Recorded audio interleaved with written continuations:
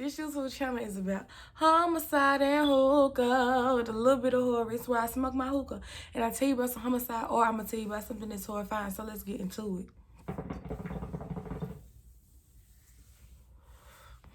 So today I'm gonna tell y'all the story of the father who wanted to fight, and quite frankly, I don't blame him. And once I get to telling you this story, you're not gonna blame him either.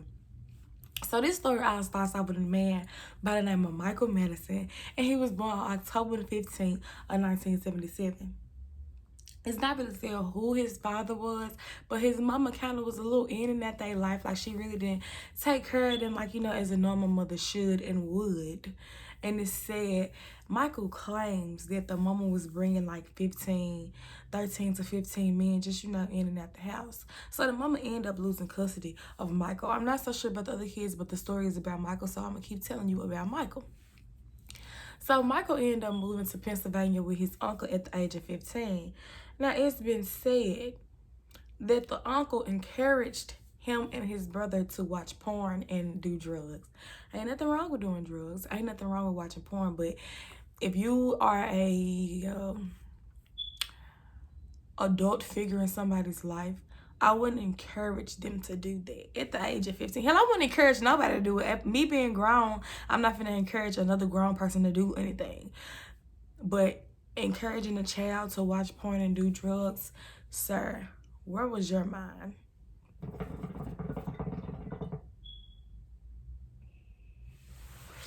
Now, it's said that Michael was 15 and he had sex with a 35-year-old under his uncle's care. Like, his uncle knew he was having sex with 35-year-olds. Hell, his uncle probably was telling him to have sex with 35-year-olds, but we don't know. So, Michael also said that he witnessed his uncle molest his brother. Now, sir, this just the beginning of the story, and too much is already going on. Like, you gotta be one person to molest kids, but you molesting your own kin.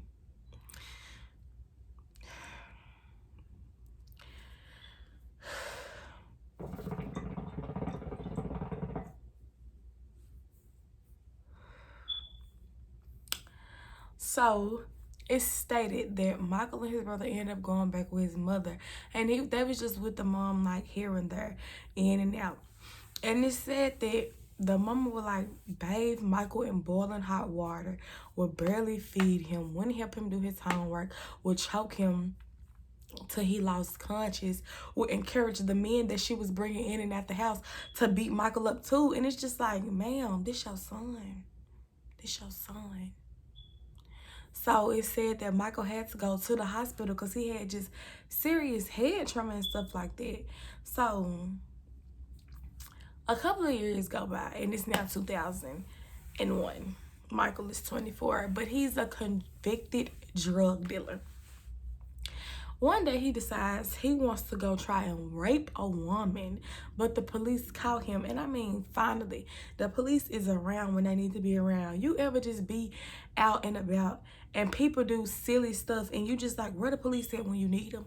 This time the police was there when somebody needed them. So Michael tried to run away when the police saw him trying to rape one woman, but they ended up catching him. And he was in jail for 4 years. He had to complete a sex offenders program and register as a sex offender. After his 4 years was up, that's what he did. But he registered as a sex offender and he put his mother's address and he didn't put his address. So a couple of years passed by, and it's now the year of 2013, and the police is getting calls because people starting to smell a smell. And when they start to smell that smell, they gonna start calling. So people calling the police like, oh, it's a smell in this garage. It's a smell in this garage.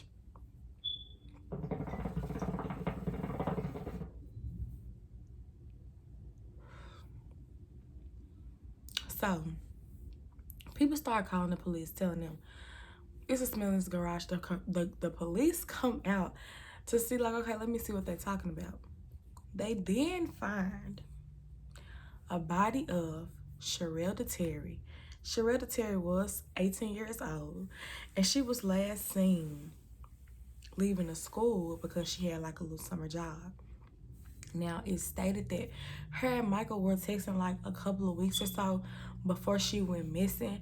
And he told her, like, hey, you know, you can come over to my house. We can chill. We can, you know, just hang out at my house. And she's just like, no, I don't even trust you yet. I don't trust you. But on July 10th, she texted and was like, hey, you want to hang out today? And he was like, shoot, cool. And so that was the last time she was seen leaving the school after a summer job.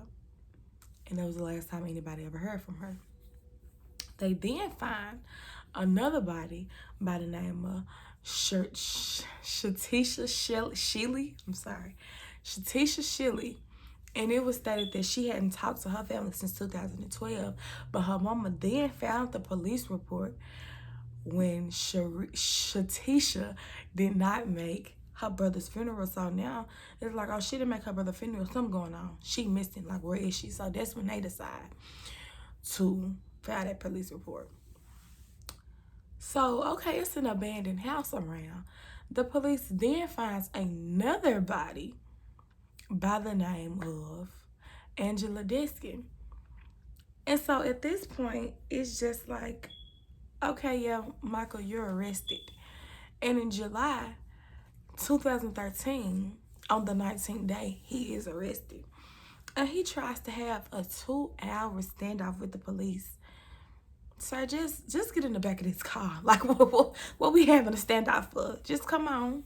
We got you. We caught you. Just come on.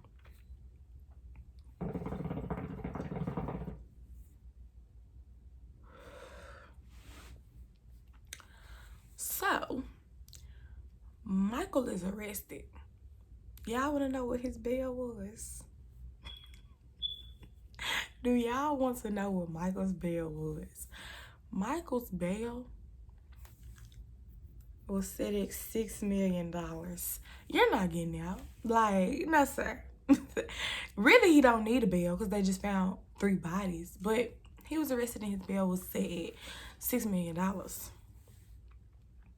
So the investigation go on. And so Michael decides he wants to confess, but he wants to confess a little bit. Like, he did a little half-ass confession. He did sign 4 confession papers, and it was basically saying, like, okay, in 2012, he choked a woman to death, and he went out and had a drink, came back to the house and just folded the body up and put it in the garage. Now, you know I told y'all that Shatisha had went missing in 2012, so I guess that's the body he's talking about. Then he states that he don't remember killing nobody else, but one day he was so drunk and he was so high that he woke up to a dead body. Sir, you a little too drunk. I ain't never been that drunk in my life that I woke up to a body. And I ain't damn sure I ain't never been that high that I woke up to a body. What type of blunt you smoking?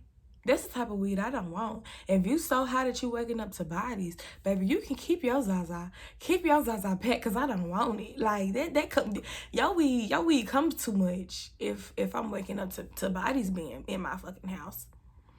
But he states that, oh, he don't even know who Angela Deskin is. He don't remember her body. He don't remember her death. He don't even remember touching her. He don't even know who she is. But you know, I told you, when the police investigate, they're going to investigate. They end up finding Angela's DNA. Like, yeah, you can possibly say, oh, yeah, I don't know who Angela was. Because, you know, I told you that Angela's body was found at an abandoned apartment. Shatisha and Sherelda was found around the garage that he had. But Angela's body was found in an abandoned house. So, yeah, he can say, oh, I don't know her. I don't know who she is. But, sir, if you don't know who she is, why do we have her DNA inside your house?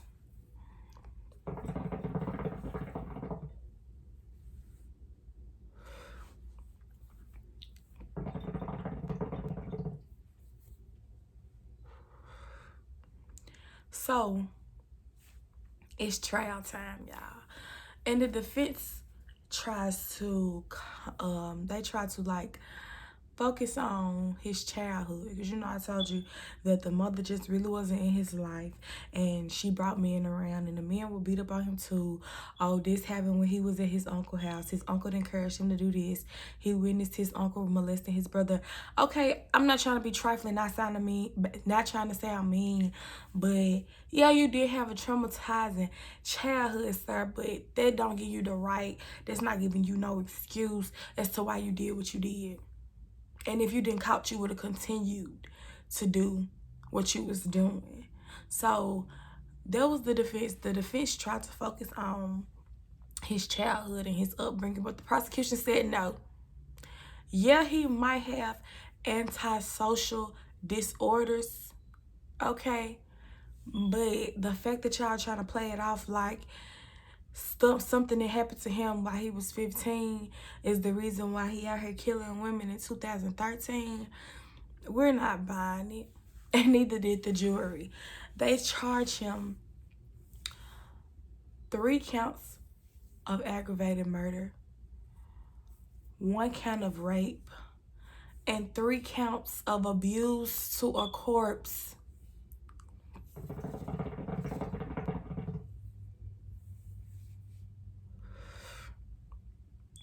Yes, you heard me. 3 counts of abuse to a corpse. Like, not only did you probably rape these women while they were alive, I mean, then you killed them, and you proceeded to just do them dirty after they was no longer on this freaking world. It's just like, you a different type of nasty. You having sex with dead women. Like, that's not sitting right with me. It's not. But Michael claims he was inspired by another murderer. And this murderer is the Cleveland murderer who had killed about 10 to 11, maybe 12, or maybe more women. Get better role models. Get better people that you look up to. Get better people that inspire you, because you should never be inspired by a murderer.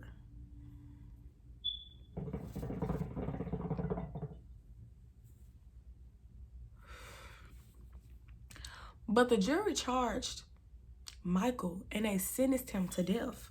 Now, while Sherelle Terry's father was reading his impact statement, Michael begins to laugh.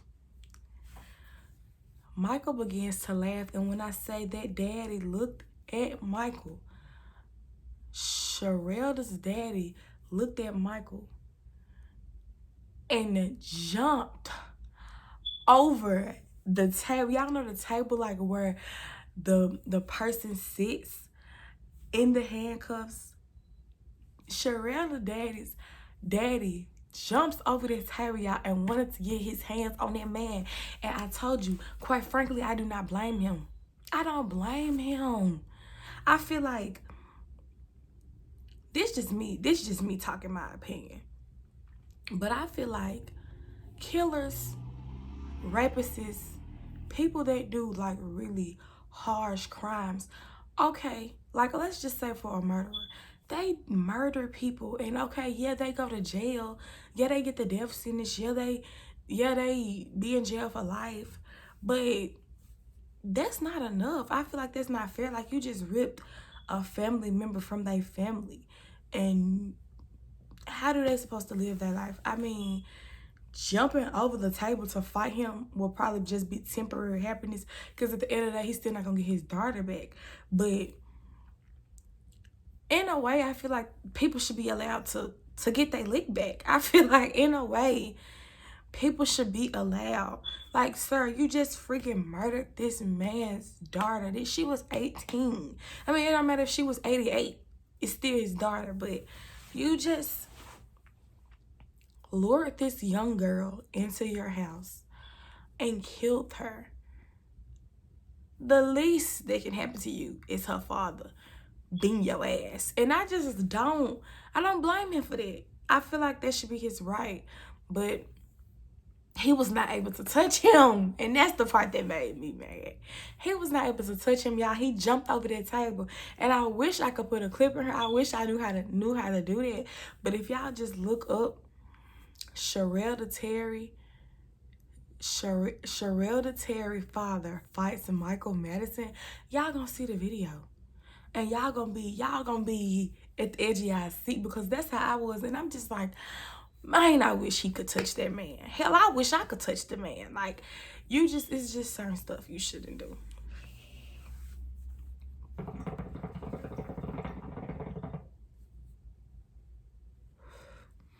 So like I told y'all, Mr. Terry was not able to get his hands on him as he wanted to. He tried to, but he really just could not get his hands on him. And they ended up taking him out the court. Luckily, he was not charged for anything that he did. So, Michael was sentenced to death. And so, while he on death row, a reporter show, like, they asked him, they like, how do you feel about Mr. Terry trying to fight you, or trying, to get close to you, or whatever the case may be? Y'all, this man says, I found it funny, actually. I didn't find it funny. And it's pathetic that you laughed at this man while he was giving his impact statement. That's what caused him to really want to jump on you. And then after the fact of him trying to jump on you and he wasn't able to touch you, you still laughing. Nothing's funny. Nothing is funny. Talking about he found it funny because he waited for the man. He waited. Michael Madison said he found it funny that Mr. Terry tried to jump on him because Mr. Terry waited on him to have handcuffs on him. That man would have whooped your ass, handcuffs on or off. Never mind that Mr. Terry was bigger than Michael Madison. Never mind it. Because I know a lot of people say it don't matter about your weight. It don't matter about your height, in which it don't. Yes, Mr. Terry was bigger than Michael, and he would have whooped his ass, I do believe. But however, never mind the size, never mind the weight, never mind the height, never mind none of that. You killed this man's daughter. He would have whooped your ass off that alone, respectfully. When you sitting up here laughing. Like this man really couldn't get you if he wanted to. He wanted to. And yes, he couldn't get you because it was police around. But had them police would have ran over there. And quite frankly, if I was the police, I would have started looking at some notes or something. Like, I would have acted like I didn't even see what was going on, y'all. But that's that. And Michael was sentenced to death. Now, while Michael was on death row, his mother ended up passing away. Y'all want to know how?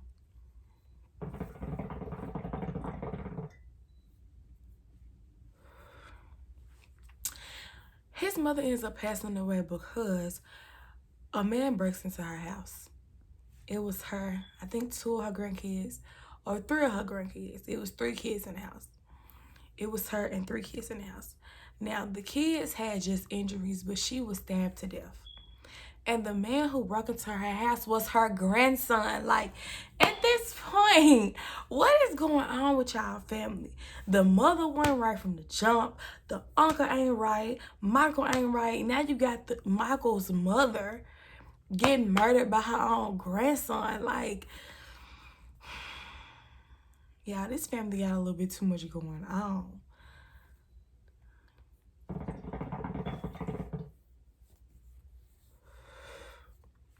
But anyways, that is the end of this story about the father who wanted to fight. And like I keep saying, I don't blame him. I wish that people could fight the person that murdered their family, because I mean, like I said, yes, you going to jail and this, the justice, but that don't bring them back. I mean, find them don't bring them back either, but I would feel a little bit more better if I could just fight the person who really pissed me off versus, okay, them going to jail for the rest of their life. And like, okay, cool, yeah, you're not going to be able to do nothing, but at the same time, it's like, you still walking this earth. And I mean, yeah, if you get the death penalty, cool. But it's just like, I feel like for murderers that torture people, like, you got some murderers out here that torture people for days, for weeks, for years. And when they finally get caught, oh, you get the death sentence. But when people be on death row, they don't die right away. It be years and years and years and years until some people die on death row. Until they finally get that call, walk down the hall, and they